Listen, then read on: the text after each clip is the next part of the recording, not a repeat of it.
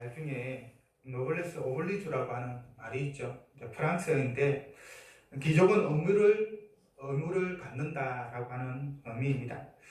귀족은 그 귀족에 따른 여러 가지 권리도 있겠지만은 그 귀족으로서 백성들을 향한 의무와 책임이 있다는 말이죠.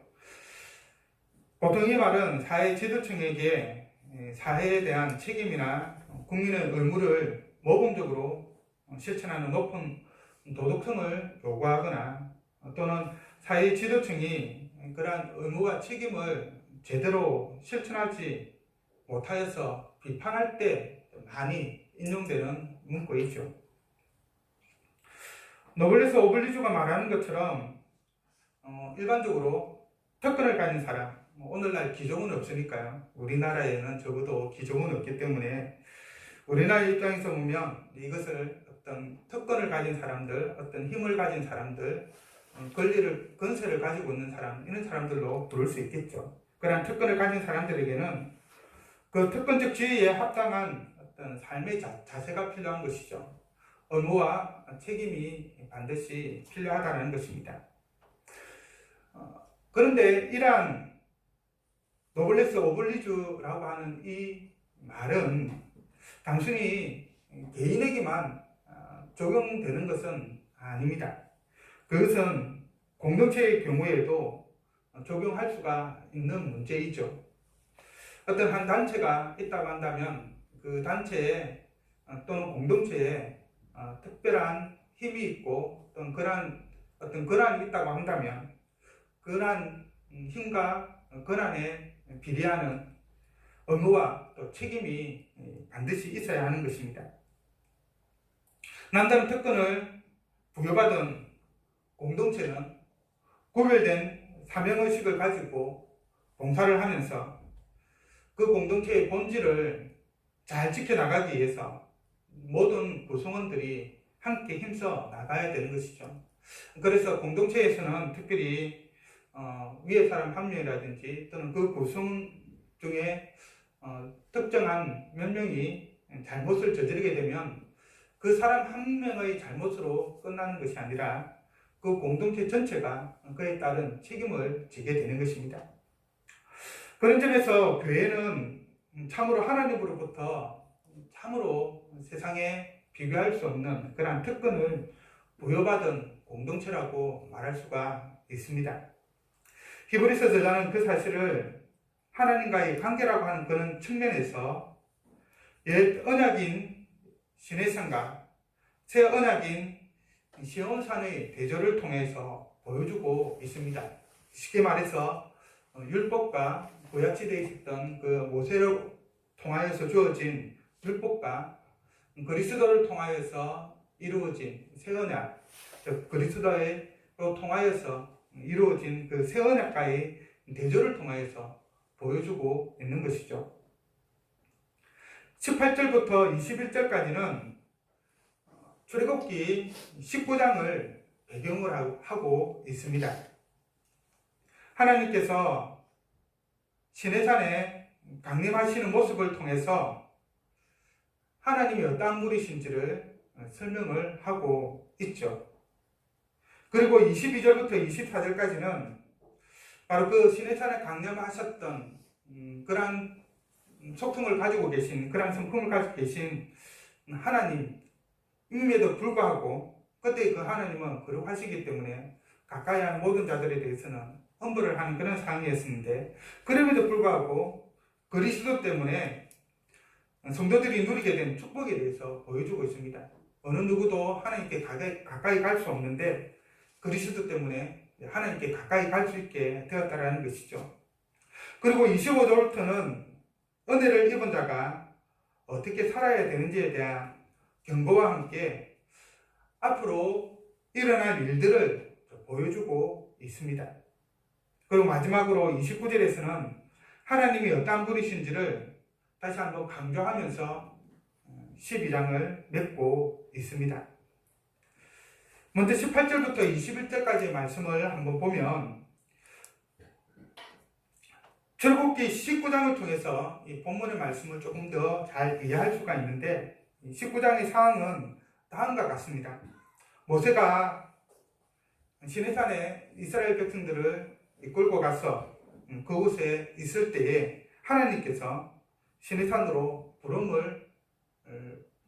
모세를 부르시죠. 율법을 수여하기 위해서 부르는 것입니다. 그리고 모세가 그 부름에 응답하여서 시내산에 올라갑니다. 백성들은 감히 그 시내산에 접근하지 못하고 산 밑에 서서 멀리 서 있습니다. 그리고 하나님께서 이 시내산에 강림하시죠. 그러자 산에서는 화염이 치솟고 불이 일어납니다. 불타는 산과 같은 모습으로 보이는 것이죠. 하지만 시내산을 제외한 모든 곳에서는 검은 구름이 덮이고 캄캄한 흑암이 덮칩니다. 불길이 쏟아 올랐기 때문에 그곳은 상대적으로 밝겠죠. 그 외에 다른 지역은 다 어두워졌다는 말입니다. 바로 그러한 상태에서 또한 폭풍이 일어납니다. 그리고 그들이 서 있는 땅에 지진이 난 것처럼 흔들리기 시작을 합니다. 이것이 바로 창세기 19장에 나와 있는 하나님이 임재하시는 그러한 상황을 보여주고 있는 부분이고, 그것을 배경으로 18절부터 21절까지를 기록하고 있습니다. 주위는 칠흑같이 캄캄하고 폭풍까지 몰아치고 그리고 땅이 흔들리고 있는 그러한 상황에서 맹렬히 불타고 있는 산을 바라보고 있는 이스라엘 백성들의 그 감정이라고 해야 될까요? 심정이라고 해야 될까요? 그것은 어땠을지는 짐작해 볼 수가 있을 것입니다.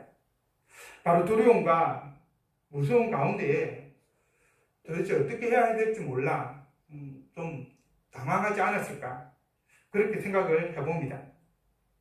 그래서 특별히 가까이 오도록 허락받은 모세마저도 오늘 본문 히브리서 12장 21절에 보면 인도하여서 말하기를 내가 심히 두렵고 떨린다라고 말하고 있습니다. 하나님에 의해서 세움을 받았던 모세마저도 이러한 표현을 하고 있었으니 백성들은 두말할 필요도 없는 것이죠.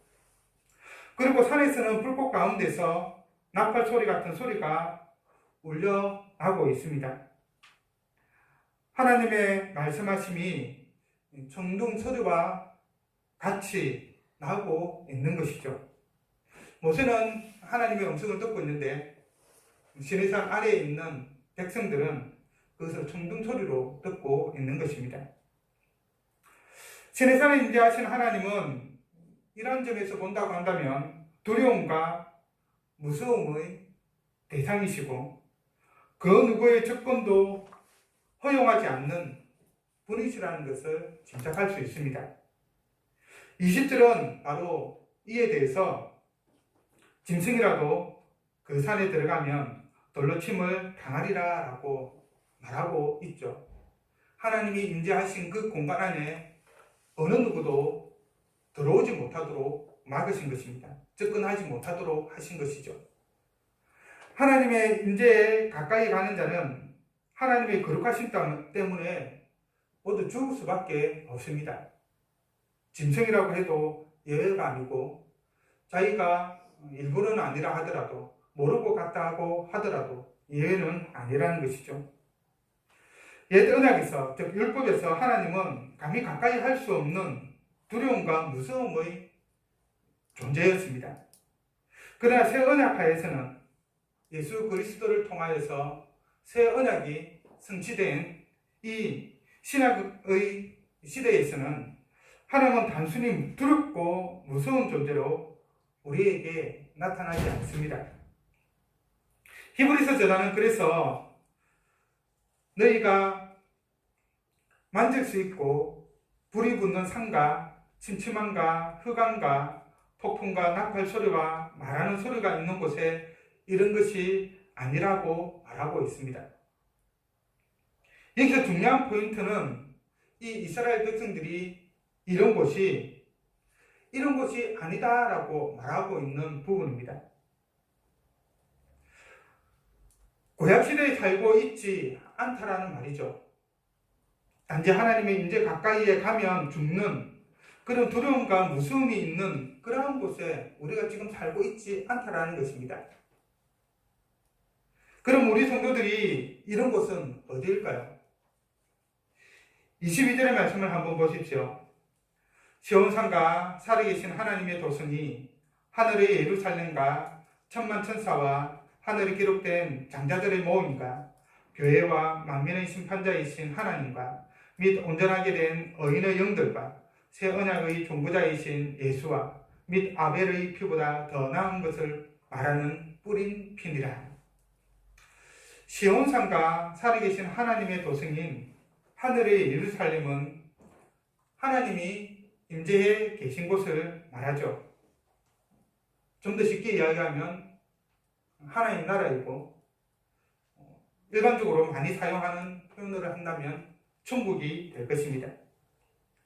천만천사는 축하를 하고 있는 수많은 천사를 말하는 것이고, 이는 하나님의 나라가 기쁨과 즐거움과 행복이 넘침을 우리에게 보여줍니다.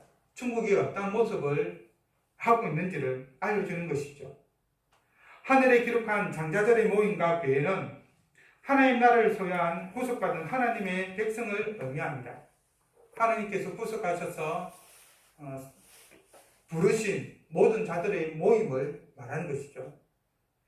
그래서 여러 가지 해석은 있지만 하늘에 기록된 장자들의 모임과 교회를 동격으로 보는 경우도 있습니다. 즉 하늘에 기록된 장자들의 모임은 곧 교회라는 것이죠. 그리고 그 교회는 바로 하나님에 의해서, 예수 그리스도에 의해서 구속받은 사람들을 이야기하는 것입니다. 만민의 심판자이신 하나님은 하나님께서 온 우주를 선악간에 심판하심을 보여주며, 온전하게 된 의인들의 영은 천국에 들어간 모든 성도, 즉 산자와 죽은 자를 전부 다 포함하는 그러한 표현입니다. 결정적으로 새 언약의 중보자이신 예수와 및 아벨의 피보다 더 나은 것을 말하는 뿌린 피는 예수 그리스도의 십자가 사역을 말하는 것이죠. 그래서 이러한 사항을 통하여서 구약의 시대와 신약의 시대가 어떻게 다른지를 명확하게 보여주고 있습니다. 결국 이러한 나여들이 말하고 싶은 것은 바로 하나님과 성도들과의 그러한 관계의 변화인 것이죠. 이전 시내산에서는 즉 율법을 수여받았을 때 그 하나님의 임재했을 때의 그런 모습을 보면 하나님은 공포의 대상이고 두려움의 대상이었습니다. 감히 가까이 갈 수 없는, 하나님 앞에 나아갈 수 없는 그러한 존재로서 하나님이 계셨죠. 이스라엘과 하나님은 그 사이에 건널 수 없는 강과 같은 그러한 격차가, 갭이 존재를 했었습니다. 하지만 지금 시온산에서는 예수 그리스도의 십자가 사역을 통하여서 하나님의 그 크신 은혜가 성취된 지금에는 성도들은 하나님 앞에 담대히 나아갈 수 있게 된 것이죠. 하나님의 임재 안에 있어도 죽지 않습니다. 더 이상 하나님은 두려움과 공포의 대상이 아니라 하나님께 우리가 가까이 가면 우리는 죽을 수밖에 없어, 그런 생각을 가지고 있는 것이 아니라 이제는 그것이 역전이 되어서 이 하나님은 우리에게 생명을 주시는 그러한 분으로 인식하게 되는 것이죠. 죄로 인하여서 죽을 수밖에 없는 우리들이 생명을 얻을 수 있는 것은 하나님 앞에, 생명이신 하나님 앞에 나아가는 그 길밖에 없다는 것입니다. 그것은 예수님께서 십자가에 죽으셔서 우리의 모든 죄를 용서해 주시기 때문에 가능한 것이죠. 예수님께서 우리를 위해서 흘린 피 때문에 우리는 그 보혈을 의지하여서 하나님 앞에, 우리에게 생명을 주시는 하나님 앞에 담대히 나아갈 수가 있는 것입니다. 예수님께서 하나님과 우리 사이에 중보를 하셨기 때문에 거룩하신 하나님 앞에 담대히 나아갈 수 있는 그러한 자격을 얻게 된 것입니다. 이전에 시내산에서 이스라엘 백성과 모세가 하나님의 임재 앞에 두려워 떨었던 것처럼 우리는 떨 필요가 없는 것이죠. 오히려 떠는 것이 아니라 우리에게 생명을 주시는 하나님으로 인하여서 기뻐하고 즐거워해야 하는 것입니다. 이에 따라 히브리서 저자는 25절에서 너희는 상가 말씀하신 일을 거역하지 말라 하고 권면을 합니다. 이는 예수 그리스도의 복음에서 떠나지 말라는 의미입니다. 우리가 이 예수 그리스도의 복음에서 떠나지 말아야 하는 것은 떠난 자에게 하나님의 큰 심판이 있을 것이기 때문이죠. 그리스도의 복음이라고 하는 것은 무엇입니까? 예수님이 하나님의 아들로서 우리의 죄를 위해 이 땅에 오셨고 십자가에서 죽으시고 부활하셨다라고 하는 것이 예수 그리스도의 복음의 핵심이죠. 바로 그 믿음에서, 그것을 믿는 그 믿음에서 떠나서는 안 된다는 것입니다. 왜냐하면 이 그리스도의 십자가만이, 그리스도의 복음만이 우리를 하나님께로 이끌기 때문입니다. 여하튼 우리가 이 그리스도의 심판에서 떠나게 된다고 한다면 하나님의 무서운 심판을 받을 수밖에 없습니다. 그 심판은 곧 영원한 죽음인 것이죠. 그래서 히브리서 저자는 25절에서 다음과 같이 말합니다. 땅에서 경고하신 이를 그들이 피하지 못하였거든 하물며 하늘로부터 경고하신 이를 배신하는 우리일까 보냐.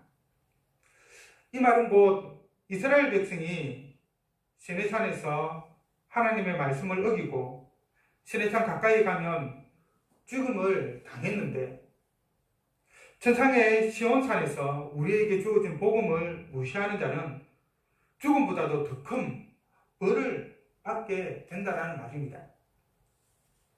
땅에서는 좀 약간 저급한 것이고 하늘은 좀 상급의 것이죠. 저급한 상황이 그러한 상황이라고 한다면 더 높은 차원에서는 어떻게 했느냐라고 말하고 있는 것입니다. 저 차원에서 죽음을 당했다고 한다면 그 차원에서는 당연한 것이겠죠. 시내산에서 하신 하나님의 경고를 무시하는 자는 육체적 죽음으로 끝났습니다. 가까이 오면 죽는다라고 했고 그 경고를 무시하고 가까이 가면 죽음을 당했죠. 그건 육신적인 죽음으로 끝났습니다. 그러나 시온산에서 하신 하나님의 경고를 무시하는 자는 육체적인 죽음만으로 끝나지 않습니다.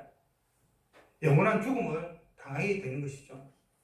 하나님의 말씀을 거부하고 무시하였기 때문에 그로 말미암는 영원한 죽음을 당하게 되는 것입니다. 그러므로 하나님을 예수 그리스도를 떠나는 일이 없어야 할 것입니다. 우리는 육신적으로는 다 한 번씩 죽습니다.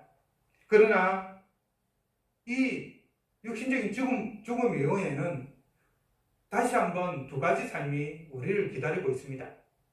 사망이라고 하는, 영원한 사망이라고 하는 그 삶과 또 영원한 생명이라고 하는 삶이 우리 앞에 기다리고 있습니다. 우리가 하나님을 믿고 예수 그리스도를 믿는다고 한다면 영원한 생명이 있는 그러한 삶을 보장받지만 만약에 하나님을 떠나고 예수 그리스도를 떠난다고 한다면 영원한 죽음이 우리 앞에 놓여 있을 것입니다. 또 우리가 하나님을 거역하고 예수 그리스도를 믿는 믿음을 배반하지 말아야 하는, 하나님을 떠나고 예수 그리스도를 떠나지 말아야 하는 이유는 하나님의 영원한 심판이 있을 것이기 때문입니다. 26절에서 히브리서 저자는 그때에는 그 소리가 땅을 진동하였거니와 이제는 약속하여 이르시되 내가 또 한 번 땅만 아니라 하늘도 진동하리라 하셨느니라 라고 말하고 있습니다. 시내산에서 하나님께서 말씀할 때는 단순히 땅만 흔들렸습니다. 하나님의 임재를 나타내는 하나의 현상인 것이죠. 그 하나님의 위엄이 임하였던 것을 땅이 흔들리는 것으로 보여주고 있습니다. 그 땅이 흔들릴 때 얼마나 두려움이 떨었겠습니까? 우리나라에도 몇 번 지진이 있었었는데 집이 조금 흔들리는 것만으로 한 2, 3초 흔들리는 것만으로도 우리가 참 두려워하는데 그때 당시에 지축이 흔들리는 그러한 현상을 경험했을 때 그 사람들이, 그 이스라엘 백성들이 느꼈을 두려움은 더 엄청났을 것입니다. 그러나 종말의 때에 하나님은 땅뿐 아니라 하늘까지 진동하실 것입니다. 이는 하나님께서 온 세계를 심판하신다라고 하는 말입니다. 27절은 진동하지 아니하는 것을 영존하게 하기 위하여 그렇게 하시겠다라고 말하고 있죠. 하나님이 심판하시는 이유가 바로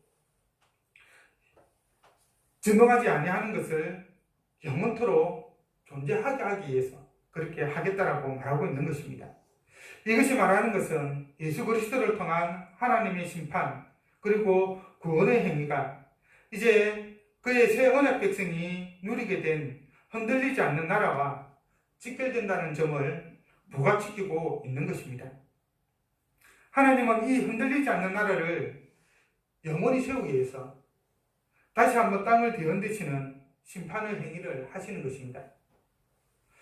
하나님의 나라가 영원히 세워지도록 하기 위해서 하나님께서 이 세상을 심판하신다는 것이죠. 그래서 이 심판에는 하나님의 대적자들을 향한 심판도 포함이 되어 있는 것이죠. 그래서 심판은 두 가지로 나타나게 됩니다. 하나님을 대적하는 자들에게는 하나님께서 그들에게 벌을 내리시는 것이고 또 하나님을 따르고 하나님을 믿는 자들에게는 하나님께서 그들을 구원하시는 것이죠. 그래서 우리는 이 하나님의 심판 때에 영원히 흔들리지 않는 나라에 있기 위해서 우리는 예수 그리스도를 배신하거나 포기해서는 안 됩니다. 하나님을 떠나서는 안 되고 우리의 믿음을 내려놓아서는 안 되는 것입니다. 당시 그리스도인들은 재산을 몰수당할 그러한 위험에 처해 있었습니다. 예수를 믿기 때문에 한 분 하나님을 믿기 때문에 자신의 모든 재산을 모든 소유를 잃어버릴 수도 있었습니다. 그리스도 때문에 직업을 잃어버릴 수도 있었습니다. 옥에 갇혀 죽을 수도 있는 그런 상황이었고 여하튼 생활과 관련된 모든 것을 다 포기해야 하는 그런 상황 가운데 있었습니다. 그런데 그저 종교적인 입장을 바꾸기만 하면 그런 모든 위험들, 고난들을, 어려움을 한 방에 해결할 수 있었습니다. 단지 예수 믿는 것을 포기하기만 하면, 아니 예수를 믿고 다른 종교도 믿기만 하면 그런 위험은 사라지는 것이었습니다.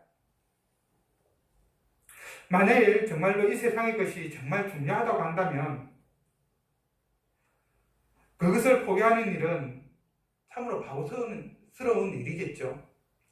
이 세상의 삶이 전부라고 한다면, 이후에 다른 삶이 없다고 한다면 이 세상의 삶을 포기하는 것만큼 어리석은 것은 없을 것입니다. 그러나 이 세상은 궁극적으로 중요한 것이 아니죠. 영원하지도 않고 이 땅의 삶이 전부가 아닙니다. 진동하여 없어질 그러한 것입니다. 이 땅이 없어질 것에 소망을 두는 것이 아니라 영존하는 것에 소망을 두고 믿음을 지켜나가기를 바랍니다. 그러면 이 땅에서보다 더 많은 것들을, 우리가 누려보지 못한 그런 것들을 바로 하나님 나라에서, 천국에서 누리게 될 것입니다. 이런 가운데 히브리서 저자는 그러므로 우리가 흔들리지 않는 나라를 받았은즉 은혜를 받자라고 두 번째 권면을 합니다. 예수 그리스도를 믿는 한 우리는 이미 흔들리지 않는 나라를 받았습니다. 즉 하나님 나라를 이미 받은 자들이라는 거죠. 지금 우리에게는 이 흔들리지 않는 나라가 이미 있습니다. 천국이 이미 우리 안에 있습니다. 우리는 천국을 소유하고 있습니다. 하나님 나라를 유업으로 이미 받은 상태로 있습니다. 우리는 하나님의 나라를 유업으로 받았기 때문에 그 하나님 나라를 주신 하나님께 감사를 해야 되는 것이죠. 은혜를 받자라고 하는 이 말은 감사하자라고 번역하는 것이 조금 더 좋은 번역입니다. 우리가 이런 것들을 받았기 때문에, 흔들리지 않는 하나님의 나라를 받았기 때문에 우리가 그 은혜를 주신 바로 그 흔들리지 않는 나라, 하나님 나라를, 천국을 주신 하나님께 감사하자라고 하는 그런 의미인 것이죠. 하나님으로부터 구원을 받고 하나님 나라를 소유한 자는 하나님께 우리에게 주신 그 구원에 대해서 항상 감사하는 삶을 살아야 하는 것입니다. 우리는 옛 언약과는 비교할 수 없는 더 큰 은혜를 하나님으로부터 받았습니다. 이 말은 다른 한편 스데이스 말한 것처럼 더 큰 특권을 받았다는 의미이기도 합니다. 그리고 히브리서 저자는 이 더 큰 특권을 받았기 때문에 또 더 조심해야 한다고 말합니다. 땅에서 견고하신 이를 거역한 그들이 피하지 못하였다고 한다면 하늘로부터 견고하신 이를 배반하는 자는 더더욱 피하지 못하겠죠. 이 땅에 가하는 지도자의 어떤 그 말의 위험에 대해서 그 심판을 피하지 못한다고 한다면 그보다 더 근세가 많으신 하나님이 말씀하시는 그 심판을 피할 수 있는 자는 또 없을 것입니다. 땅의 근세를 피하지 못하는데 하늘의 근세를 피할 자가 어디 있겠습니까? 따라서 우리가 더 값진 구원을 받았다고 한다면 구약시대보다 예수 그리스도를 통하여서 더 큰 그러한 구원을 받았다고 한다면 그것을 귀하게 여기고 더 조심하는 의무와 책임을 다하는 그러한 자세가 반드시 있어야만 합니다. 그렇지 않고 우리가 구원을 받았기 때문에, 내가 구원을 받았기 때문에, 그리고 그 구원은 절대로 없어지지 않기 때문에 이 땅에서 자기 마음대로 방종하면서 살아간다고 한다면 오히려 우리는 더 큰 낭패를 당하게 될 것입니다. 바로 그러한 이유 때문에 히브리서의 전하는 우리가 흔들리지 않는 나라를 받았은즉 은혜를 받자, 곧 감사하자,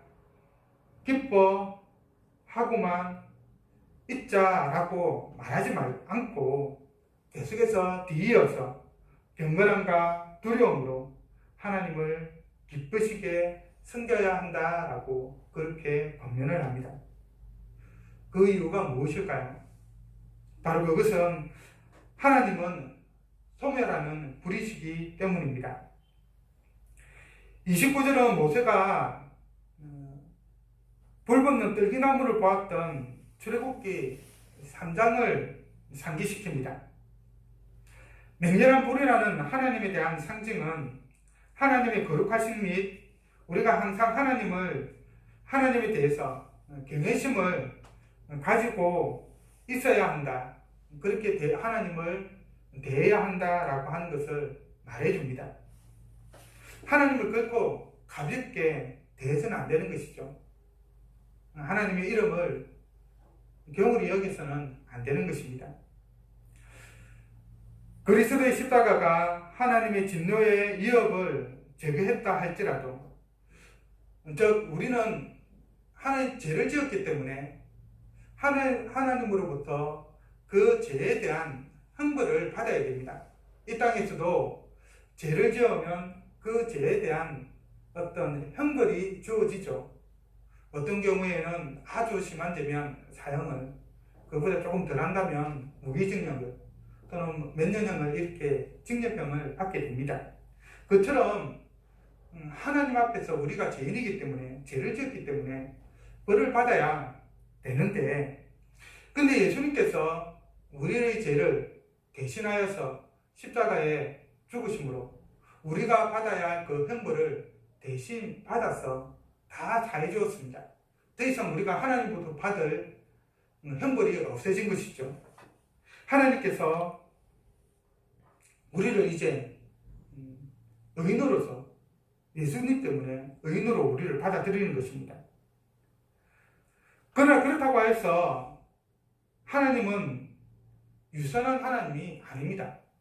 오늘날 하나님에 대해서 하나님은 사랑의 하나님이다 라고 해서 사랑의 하나님만을 강조하는 경향이 있는데, 하나님은 사랑의 하나님과 동시에 또 여전히 정의의 하나님이시긴 하죠. 여전히 죄에 대해서는 진노하시고 형벌을 가하시는 분이십니다. 사랑의 하나님이신가 동시에 정의의 하나님이십니다. 이것은 하나님이 언제나 우리가 항상 경외하고 두려워야 할 존재임을 다시 한번 상기시키죠. 그리고 29절은 신명기 4장 24절에서 모세가 한 말을 인용함으로 시내산의 불을 상기시키고 있습니다. 하나님이 임재했던 그 시내산에 불 붙는 그런 모습으로 있었는데 바로 그것을 기억나게 하는 것이죠. 모세는 이스라엘 지파들에게 배교와 우상 숭배에 대해 이 세상의 거짓 신들 때문에 참 하나님을 배반하는 일에 대해서 경고를 하고 있습니다. 4장 24절에서 모세는 이렇게 말합니다. 너희는 스스로 삼가 너희의 하나님 여호와께서 너희와 세우신 언약을 잊지 말고 내 하나님 여호와께서 금하신 어떤 형상의 우상도 족하지 말라. 내 하나님 여호와는 소멸하는 불이시오 질투하시는 하나님이시니라. 하나님에 대한 충성을 결코 가볍게 생각해서는 안 됩니다. 하나님은 자기 백성의 애정을 질투하시는 분이시죠. 하나님은 소멸하는 불, 즉 접촉하는 모든 것을 깨끗하게 하시는, 태워서 없애버리시는 그러한 분이십니다. 하나님이 이러한 하나님이시기에 28절에서는 진정한 영성의 두 가지 근본 요소, 곧 그것은 꼭 감사라고 했었죠. 은혜와 감사, 그리고 경외가 함께 나타납니다.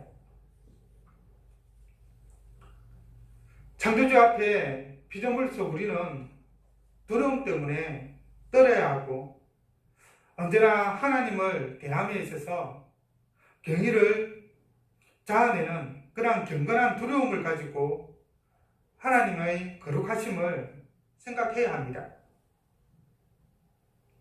그러나 반드시 경외에 감사를 덧붙여야 하는 것이죠.